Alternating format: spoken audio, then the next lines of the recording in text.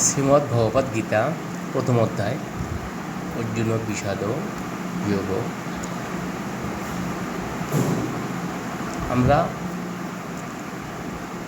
অনেকেই গীতা পাঠ করি, তো আজকে আমরা গীতা শুধু পাঠ করব না, সেই সাথে গীতার শ্লোকের প্রতিটি পদের ব্যাখ্যা, অন্বয়, সমন্বয়, অর্থ সহকারে শ্লোকটির পরিপূর্ণ ব্যাখ্যা করার চেষ্টা করব।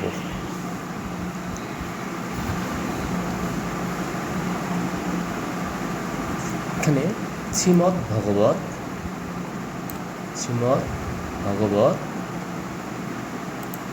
গীতা, শ্রীমদ্ ভগবৎ গীতা প্রথম অধ্যায় অর্জুন বিষাদ যোগ। ধৃতরাষ্ট্র উবাচ ধর্মক্ষেত্রে কুরুক্ষেত্রে সমবেতা যুৎসবঃ মামকা পাণ্ডবাস্যৈব কিম কুর্বত সঞ্জয়। আমরা এখানে দেখেছি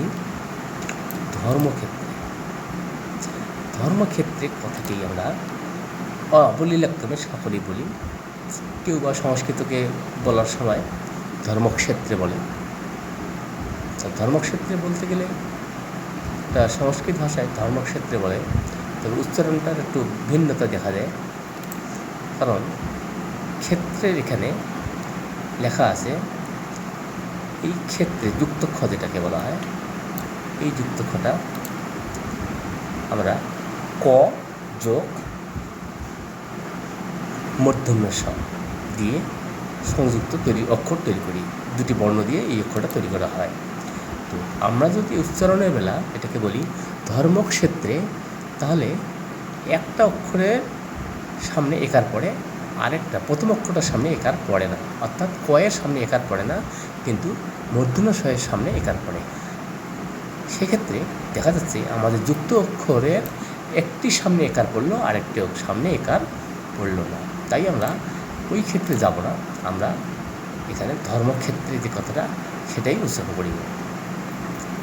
তো এই ধর্মক্ষেত্রে কথাটি আমরা কীভাবে বুঝি, এই কথাটির মানে আমরা কী বুঝব? তো এখানে আমরা বলা হয়েছে অন্যায় এবং শব্দার্থ। অন্যায় বলতে এই দুটিকে আলাদা আলাদা করা হয়েছে, অন্যায় করা হয়েছে। এই দুটি যখন যোগ করব তখন হবে সমন্বয়। তো এখানে ধর্ম যোগ ক্ষেত্রে দুটি পদ, এই পদ দুটি মিলে হয়েছে ধর্মক্ষেত্রে একটি কি সমন্বয় পদ বা পদগুচ্ছ, দুটি পদের একত্রতা। তো ধর্মক্ষেত্রে বলতে এখানে বলছি ধর্ম একটি বিষয়, এটাকে বিষয়াধিকরণ শুরু করব।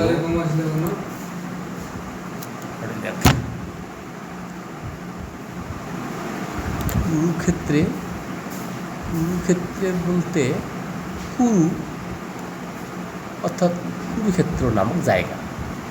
এখানে আরও একটু বিশ্লেষণ করে বলতে হয় কুরুক্ষেত্র, কুরু শব্দের অর্থ হলো কৌরবদের যে রাজ্য সীমানা, সেই সীমানায় তাদের যে যুদ্ধ রাজ্য, তাদের একওয়ার্ডভুক্ত যে এলাকাটা, এটাকে সম্পূর্ণটাকেই কুরুক্ষেত্র হিসেবে বলা হয়েছে। অর্থাৎ এটা ক্ষেত্র, এটা কিছু জায়গা কুরুক্ষেত্র। এখন কিছু ভাববাদী বা তাত্ত্বিকগণ এই কুরুক্ষেত্রটাকে অনেকেই দেহের সঙ্গে তুলনা করেন, তারা করতে পারে, তারা যেহেতু ভাববাদী। আবার এটাকেও দেহের অভ্যন্তরে যে জ্ঞান, বিবেক, চেতনা, সততা, এগুলোকে তারা এই ধর্মক্ষেত্র হিসেবে ব্যবহার করে। আবার কুরুক্ষেত্রটাকে ব্যবহার করে হলো দেহটাকে নিয়ে, দেহের আভ্যন্তরীণ যে সমস্ত যে স্থানগুলো আছে, যেমন চক্ষু, কর্ণ, নাসিকা, জিহ্বা, ত্বক, এমনকি দেহ, মন ইত্যাদি, এগুলোকে তারা কুরুক্ষেত্র হিসেবেই ব্যবহার করতে পারে। এই কুরুক্ষেত্রের মধ্যে যে ধর্ম বিষয়টা বিরাজ করতেছে, সেটাই সবচেয়ে বড় কথা।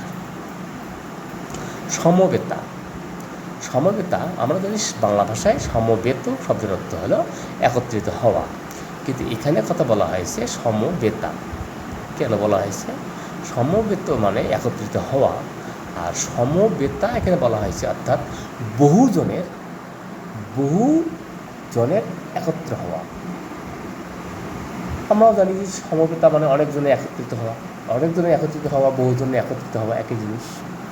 কিন্তু সমবেতা এখানে বোঝানো হবে যে অনেকগুলো দলের একত্রিত হওয়া। পাণ্ডব পক্ষে যে সমস্ত, বা কুরুক্ষেত্রে ধৃতরাষ্ট্রের পক্ষে, পাণ্ডব এবং ধৃতরাষ্ট্রের মধ্যে যুদ্ধ হয়,